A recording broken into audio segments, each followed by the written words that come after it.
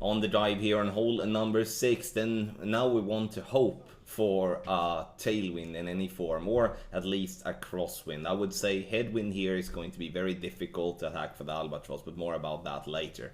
Start at max, blue ring by the rough line. I'm using 3.8 backspin and 2 left spin, adjustment max plus 10 p5.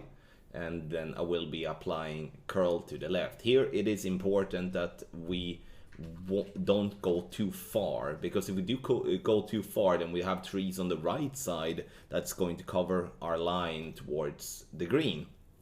So this is perfect, and now we are ready with our sniper for the second shot. A power 5 ball is essential, I would say, when it comes to playing with our sniper. If you do want to play with a ball that has less power than power 5, then you can pick the big dog or the cataclysm instead. But I do believe us going for a rough bump sniper is most definitely a much better club to play with than when it comes to a cataclysm or the big dog.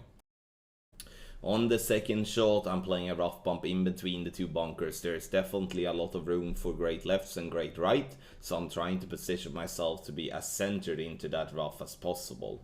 Ball guideline to go just into the hole, or like just through the hole with the wind coming left to right. I would do the same if I would be having a tailwind here, because we're adjusting from a higher to a slightly lower point. If we do have a headwind, I would leave the ball guideline plenty through the hole to make sure to compensate for the compressed ball guideline. Now from plus 13, I do adjust 7 rings.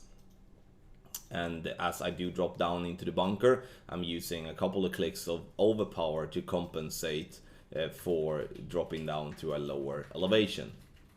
Perfect ball here, in my opinion, will be having a good chance for a drop.